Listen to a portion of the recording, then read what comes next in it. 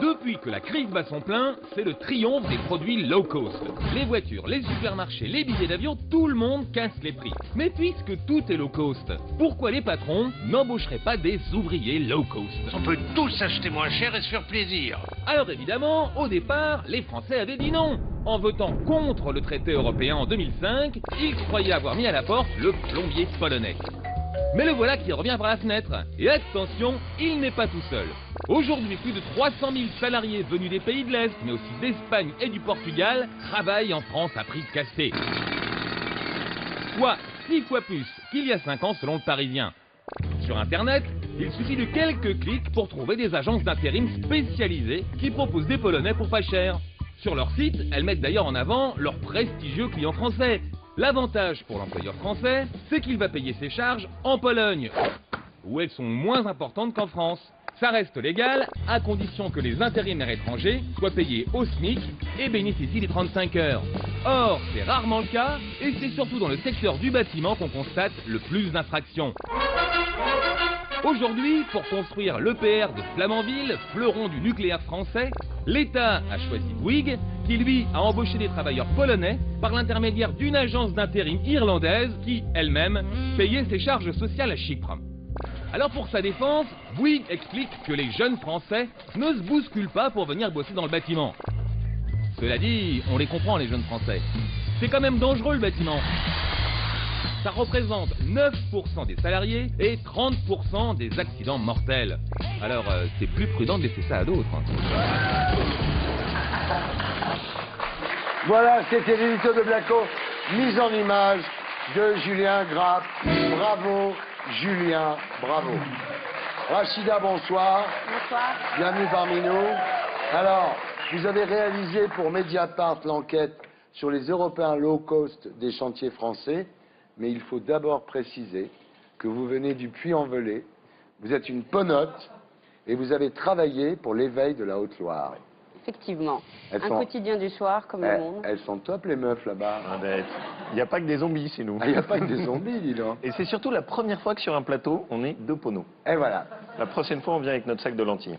Alors, Rachida, il y aurait en France 330 000 salariés low cost venus des pays de l'Est et de l'Europe du Sud qui sont vendus, effectivement, par des agences d'intérim.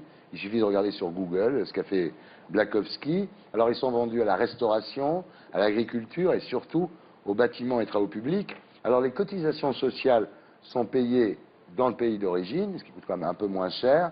Mais surtout, au lieu d'être payés au SMIC français, ils sont payés au SMIC de leur pays d'origine.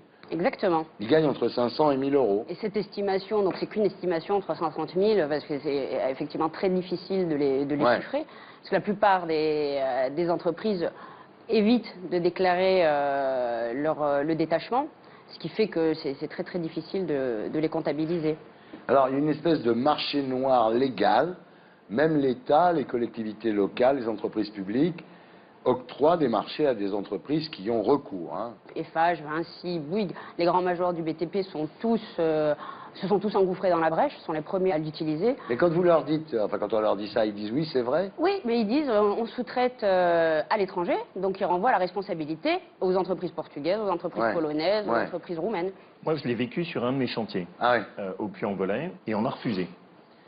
Et je pense qu'une des premières questions qui est posée, enfin en tout cas c'est un thème majeur, c'est que quand on fait de la commande publique, il faut qu'on ait ce raisonnement. C'est-à-dire de se dire, quand on fait un marché public, est-ce qu'on en profite pour former des jeunes? Est-ce qu'on s'assure que ce soit des entreprises qui respectent un minimum les règles qui le font?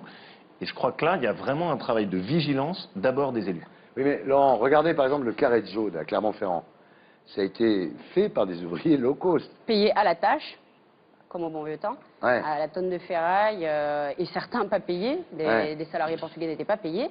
Et je reviens sur ce que disait M. Wauquiez, tout le monde adopte une posture de fermeté ou non, je ne participe pas. La Fédération française du bâtiment, la principale organisation patronale, est vent debout contre le dumping social et contre ce type de pratique. Et en même temps, elle est la première, toutes ces entreprises, petites ou grosses, passe par ce type de marché.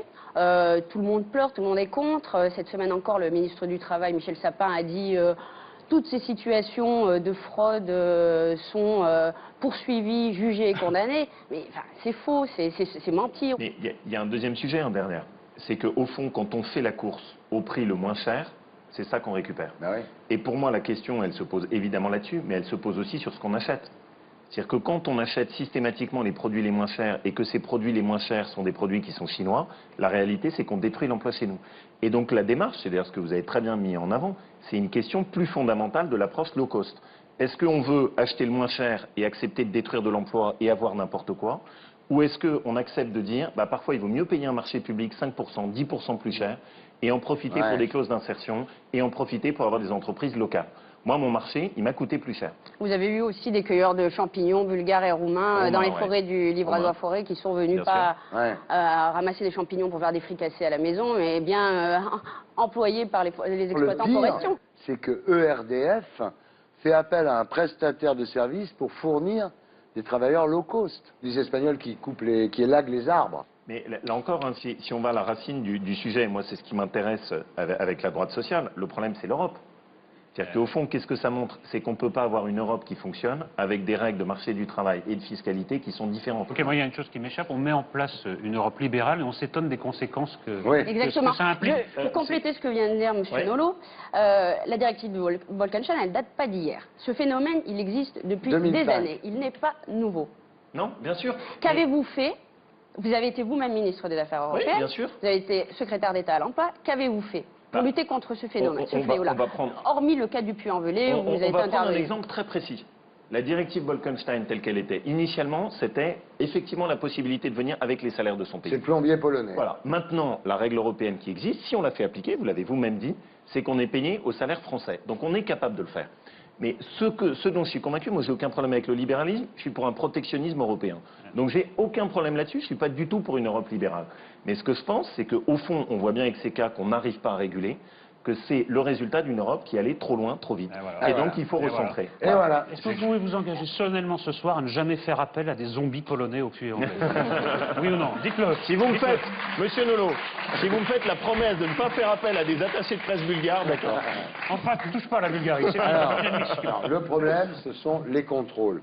Parce qu'évidemment, il n'y a pas les moyens, il n'y a pas le temps.